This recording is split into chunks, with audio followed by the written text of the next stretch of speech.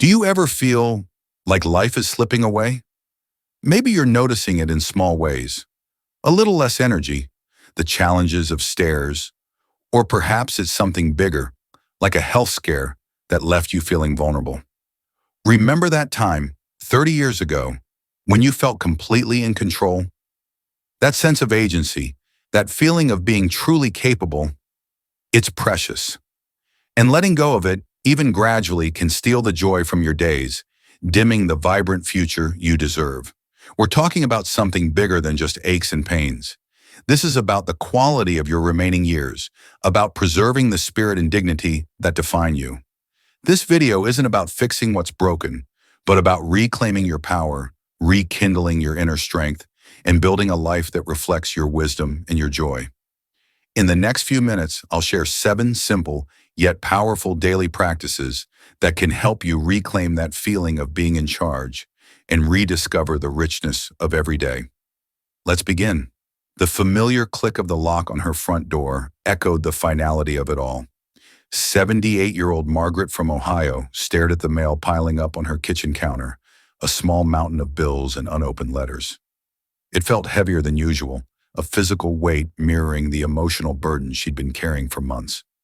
The doctor's words, "It's time to consider assisted living," still rang in her ears, a sentence that sliced through her carefully constructed life like a sharp knife. It wasn't the idea of assisted living itself that crushed her spirit. It was the loss of control, the loss of her independence, the loss of her beloved garden, where she spent hours nurturing her prize-winning roses, the loss of her routine, her daily walks through the park, her cherished tea with her friend Eleanor. These weren't just minor inconveniences. They were the threads that wove together the fabric of her life, each one representing a piece of her identity.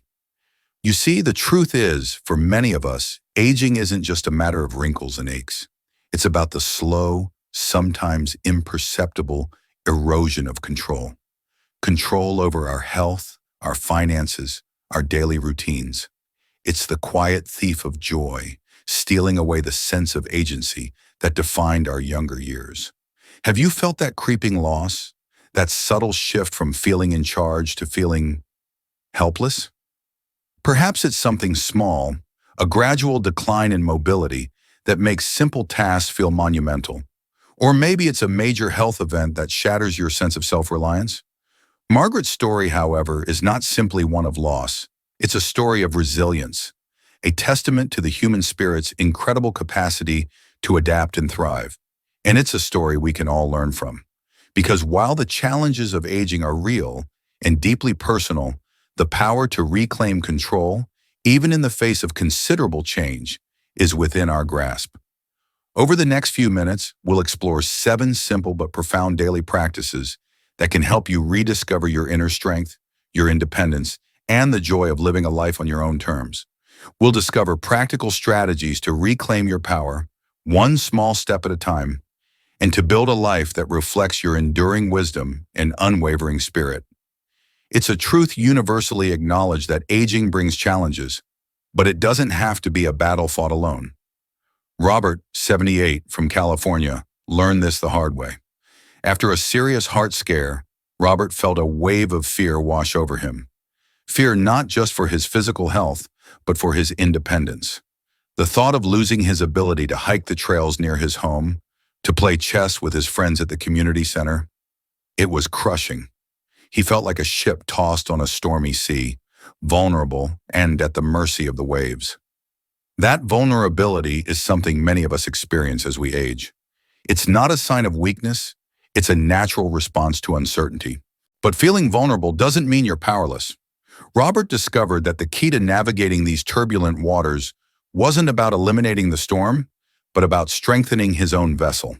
He started small, focusing on practices that built his inner resilience. He began each day with a few minutes of meditation, breathing in calmness and breathing out anxiety. He practiced gratitude, focusing on the things he still had, rather than dwelling on what he'd lost. He reached out to his support system, reconnecting with old friends and sharing his feelings. These seemingly simple actions were like reinforcing the planks of his ship, making it stronger and more capable of weathering the storm. And it didn't stop at meditation and gratitude. He found new ways to embrace his physical limitations. Instead of long hikes, he now enjoyed shorter, gentler walks, savoring the beauty of nature's details. He adapted his chess strategy, focusing on his mental prowess rather than speed. He found that by adjusting his approach, he wasn't sacrificing his enjoyment, but transforming it. What did Robert learn? That true strength isn't about avoiding challenges, but about facing them with courage and grace. It's about building a mental fortress, a resilience so strong that it allows you to weather any storm. It's about finding ways to adapt, to reinvent yourself, to discover new joys even as your physical capabilities change. This isn't about ignoring your difficulties. It's about finding strength within yourself, a strength that allows you to not only survive, but to thrive amidst the challenges. You too can cultivate this inner resilience. Start by identifying your stressors. What specific aspects of aging are most challenging for you? Is it a loss of mobility, a change in your social circle, a health concern? Once you understand your stressors, you can begin to develop coping mechanisms. This might involve joining a support group, learning a new skill, taking up a relaxing hobby, or simply spending more time in nature. Remember, the goal isn't to eliminate stress entirely. That's unrealistic, but to develop the tools to manage it effectively. Small changes, like daily walks to reconnect with your surroundings or regular phone calls to maintain connections, can make a significant impact on your mental and emotional well-being. These practices are not just about managing stress, they are about proactively building inner strength, creating a buffer against life's inevitable storms. And it's about recognizing that your inner strength is your most valuable asset, a resource that grows stronger with every challenge you overcome.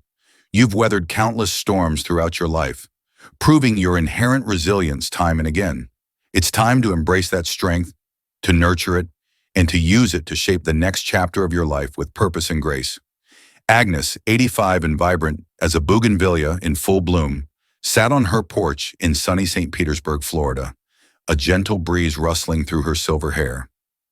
Her husband, Arthur, had been gone for 5 years, leaving a silence that had once felt deafening. The quiet had been a heavy blanket, smothering the spark in her heart. She'd felt adrift, lost in a sea of grief, her days marked only by the slow ticking of the clock. Then one afternoon, she saw a flyer for volunteers at the local animal shelter. It wasn't a dramatic shift, just a small act, but it was a turning point. The soft fur of a frightened kitten, the gentle nuzzle of a neglected dog. These small connections filled the void Arthur's absence had created. She discovered a purpose beyond her personal sorrow. She began to spend her mornings surrounded by the warmth of grateful animals, their silent gratitude a balm to her grieving heart. The shelter became her sanctuary, a place where she wasn't defined by her loss, but by the joy she gave and received. It's a common misconception that our purpose ends with retirement, that our value is tied to our productivity. But your life's narrative isn't confined to a single chapter. It's an evolving story, one that you have the power to shape. Think about your skills, your passions, the things that make your heart sing. What brings you a sense of fulfillment? Perhaps it's teaching others what you know, sharing your wisdom with younger generations, tending a community garden, or volunteering for a cause that resonates deeply. It might be something completely different, something you haven't even considered before. The key is to actively seek out opportunities that align with your values and provide a sense of purpose. Consider this. Volunteering isn't just about giving back. It's about reclaiming your identity. It's about reminding yourself of your capabilities, your strength, your value. It's a way to redefine your self-worth, separate from external validation or societal expectations, moving beyond the often limiting narratives assigned to aging. Agnes found her purpose, and so can you. Start small, explore different options. Talk to friends, family, or community leaders. Don't be afraid to step outside your comfort zone. You might surprise yourself with what you discover. What skills or experiences do you have that could benefit others? What issues do you care passionately about? Perhaps you're an excellent baker and you could share your recipes with a local senior center. Or maybe you're a gifted storyteller and you could volunteer to read to children. Or perhaps you possess extensive knowledge of your local area and could guide tours for visitors. Even small contributions can bring an immense sense of fulfillment. Look for ways to connect with your community, to make a difference, however small. Remember, your experience and wisdom are invaluable assets. Don't let them go unused. The world needs you, and your continued contributions to it will write the next chapter of your narrative in bold, vibrant strokes. Your story isn't over. It's just beginning a new, deeply meaningful chapter. That sense of belonging, that shared understanding, it's a lifeline, isn't it? It's what helps us navigate the unpredictable currents of aging, offering a safe harbor in stormy seas. Think of 70-year-old Eleanor and Margaret in Austin, Texas. Their weekly coffee dates a testament to the power of enduring friendship. Their laughter, their shared memories, their mutual support. These aren't just pleasantries. They're the pillars holding up their spirits, their strength, their very sense of self. Building and nurturing these connections isn't about fixing problems. It's about creating a supportive ecosystem where your spirit can thrive. It's about acknowledging that you don't have to carry the weight of the world alone. And what does that look like in your daily life? What can you specifically do to create that haven of support? Maybe it's joining a book club, even if it feels awkward at first. Perhaps it's reconnecting with an old friend you've lost touch with. Or maybe it's volunteering at a local charity, sharing your wisdom and experience while making new connections. Think of 75-year-old Henry in Seattle. He was initially hesitant about joining the Senior Center's woodcarving group.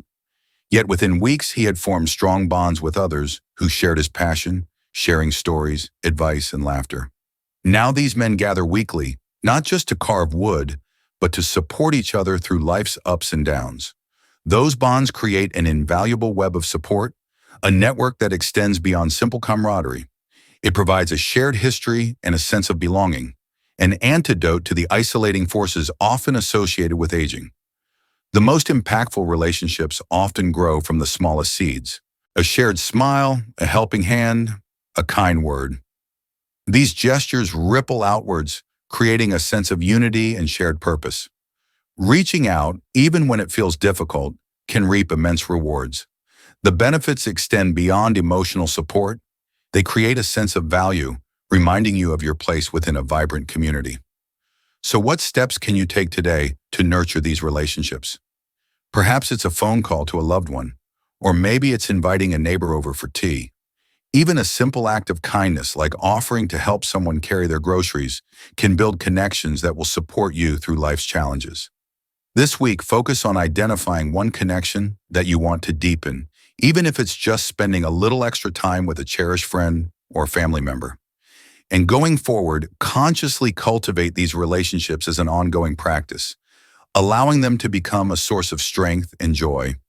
We've touched on so many aspects this journey, acknowledging loss of control, nurturing inner strength, reclaiming your narrative, and now building a strong support system.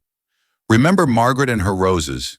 Their beauty, their strength, reflects the resilience that lies within you. You have weathered storms before, proving your strength, time, and again. That same resilience will serve you through this chapter too. What will you do today to nurture a connection and remind yourself of your worth? Share your reflections with our community, as your insights are valuable and can inspire others. Thank you for joining us on this journey. We value your contributions, and we hope you feel more empowered to tackle the next stage of your life. If this resonated with you, do share your insights. We're building a community of wisdom, and your voice is crucial. Let's continue this conversation. Perhaps share your thoughts in the comments. Perhaps we'll even see you in our future videos.